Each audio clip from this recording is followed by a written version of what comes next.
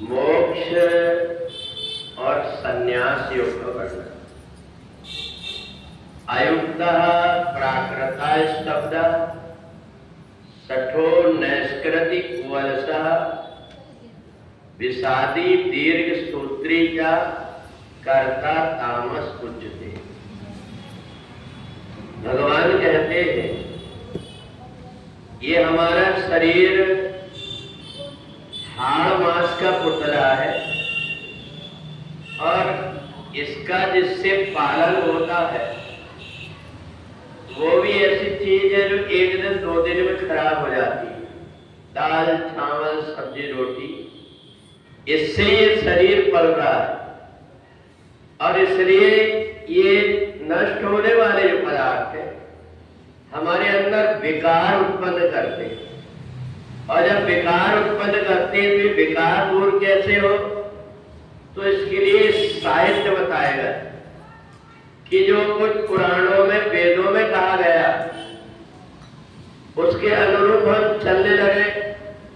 कोई ज्ञानी महापुरुष हमें कोई रास्ता बताता है, हम उस रास्ते में चलने लगे, परंतु ये जीवात्मा बंध क्यों जाता है?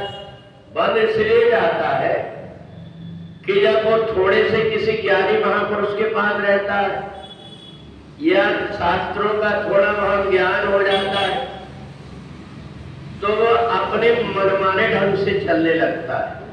वो जो कुछ भी करता है उसकी उसके प्रति श्रद्धा नहीं होती। एक व्यक्ति गीता पाठ के लिए भागता है मेरे से छूट ना जाए, और एक व्यक्ति आलस्य करके समय व्यतीत करता है कैसे भी तरीके से मेरी झंझट से मुक्त हो जाऊं।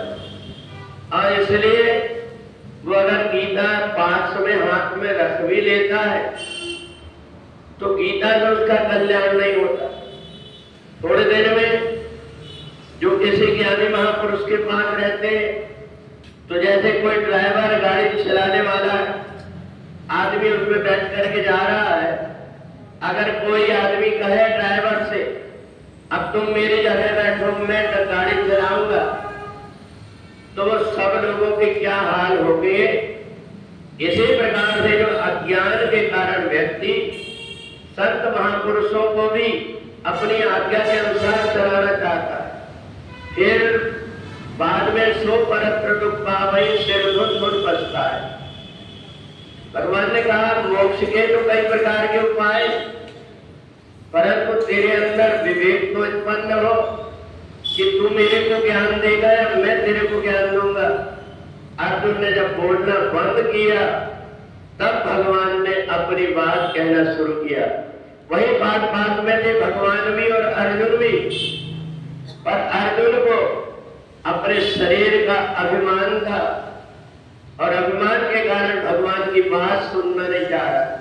एक बार नहीं कई बार भगवान का अपमान तक किया।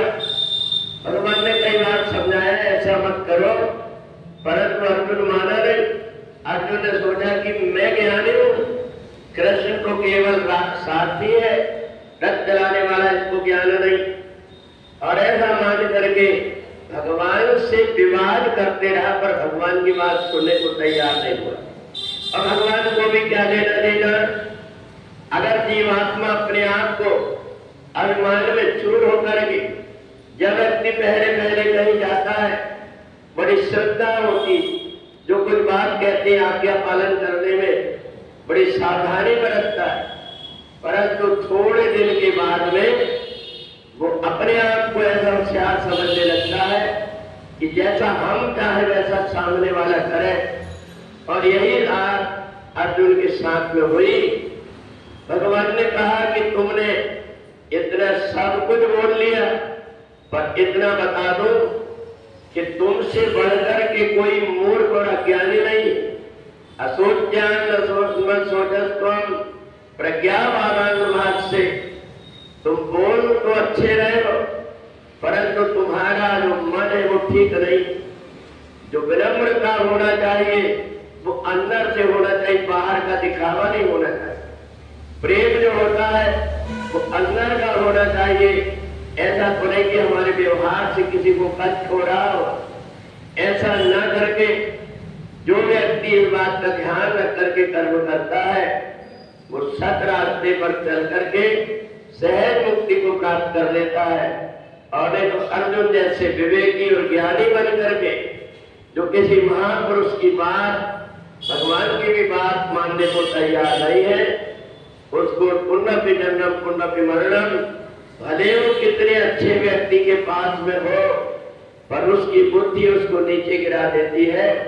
इसलिए भगवान ने अर्जुन से मोक्ष और संन्यास योग में बताया कि जब तक कि तुम्हारी बुद्धि में समर्पण के भाव नहीं होंगे तब तक तुम जो कुछ भी कार्य करोगे वो तुम्हें बांधने वाले होंगे, और जो कार्य तुम सब प्रकार का समर्पण करके करोगे वो मोक्ष देने वाले होंगे। इसलिए 18वें अध्याय में भगवान ने अर्जुन को भले बुरा लगे परंतु एक बात कह दिया कि तुमको मेरे अनुरूप और शास्त्र के अनुरूप चलना चाहिए, बल्कि अपने अनुरूप दूसरों को चलाने की कोशिश न करने वाला व्यक्ति सहज में मुक्ति को प्राप्त कर देता है। बोले वृंदावन बिहारी।